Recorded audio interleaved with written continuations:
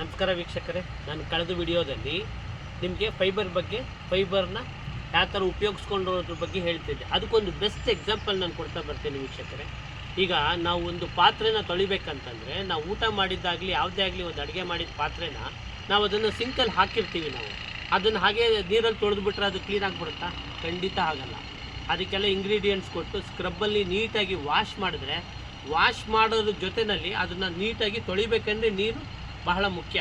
ಅದು ನೀರಲ್ಲಿ ನೀಟಾಗಿ ತೊಳಿತಾ ಹೋಗುತ್ತೆ ಅಲ್ವಾ? ಹಾಗೇ ನಮ್ಮ ದೇಹಕ್ಕೂ ಅಷ್ಟೇ, ನಾವೊಂದು ಫೈಬರ್ ಕಂಟೆಂಟ್ಸ್ನ ಕೊಡ್ತಾ ಬಂದರೆ ನಮ್ಮ ದೇಹದಲ್ಲಿ ಇರೋದನ್ನು ಪ್ರತಿಯೊಂದನ್ನು ಅದು ಕ್ಲೀನ್ ಮಾಡ್ತಾ ಹೋಗುತ್ತೆ. ಅದು ತಕ್ಕಂಗೆ ನಾವು ವಾಟ್ರ್ ಸೋರ್ಸ್ ಅಂದರೆ ನೀರನ್ನು ಇಂಟೇಕ್ ಮಾಡ್ಕೊತ ಬಂದರೆ ಅದನ್ನು ಯಾವ ಥರ ಉಪಯೋಗಿಸ್ಕೊಬೇಕು ಅನ್ನೋದನ್ನು ನೆಕ್ಸ್ಟ್ ವಿಡಿಯೋದಲ್ಲಿ ಹೇಳ್ತಾ ಬರ್ತೀನಿ. ಆ ಪ್ರಮಾಣದಲ್ಲಿ ನೀರನ್ನ ಕುಡಿತಾ ಬನ್ನಿ.